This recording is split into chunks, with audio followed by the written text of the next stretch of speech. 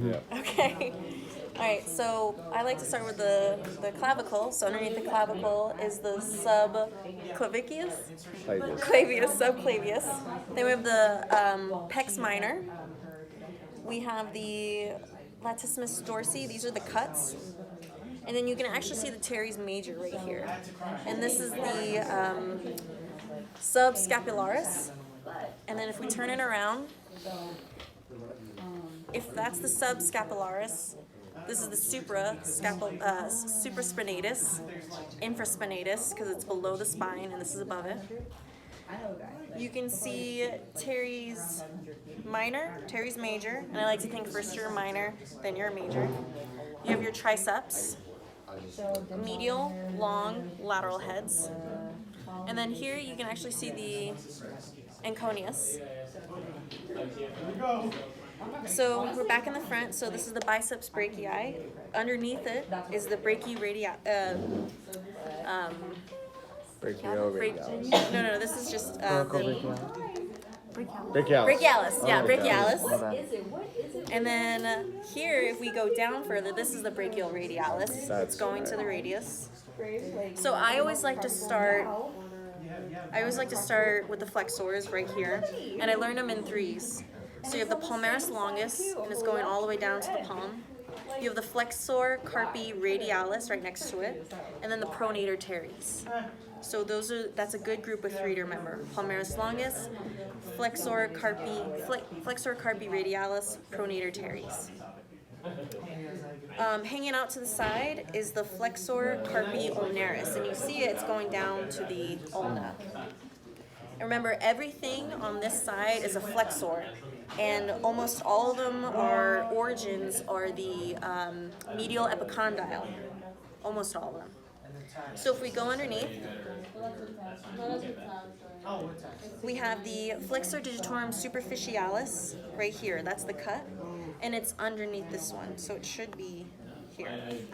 So it goes flexor digitorum superficialis, flexor digitorum profundus. It's superficial, so it sits on top of the profundus. So again, on the model, flexor digitorum superficialis, the profundus, right on the base. So I like to learn things in threes. Flexor digitorum superficialis, flexor digitorum profundus, flexor pollis longus.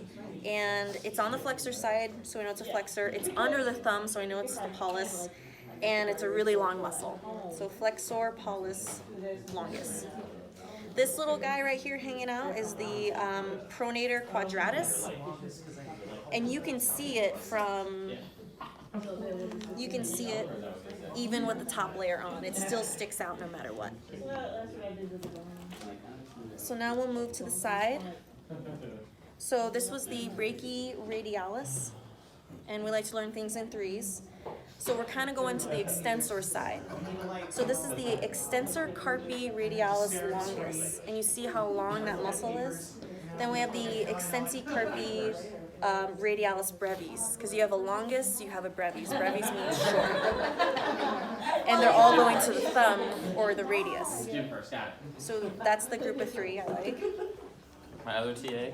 You guys have a good day. Thank you. Bye, Dr. Dr. Johnson. And so here there's another group of three. You have the extensor digitorum. It's kind of like the big fatty one on the back. And then in the middle, you can't really see it, but it's this extensor digiti minimi, and that does the little finger. And then it's the extensor carpi ulnaris, and it's going to the thumb. Or I'm sorry, it's going to the ulna. Thank you. So that's that group of three I like. All of the extensor, almost all of them, the origin is the lateral epicondyle of the humerus, except for the extensor carpi radialis longus. Is that? Okay. So extensor carpi radialis longus, extensor carpi radialis brevis. I like to think of it as it has a longer name. So the origin is the lateral supracondylar condyle of the humerus. It's got a longer origin. And then underneath these extensors, you have the supinator. It's this big fatty one, so that's nice and easy. And then again, the groups of three. So we start with A. So we have the adductor pollis longus, and they're all going to the thumb. Then we have the extensor pollis brevis, the short fatty one. And then we have the extensor pollis longus. It's this long one right here. So again, that group of three: abductor pollis longus, abductor pollis brevis, abductor pollis.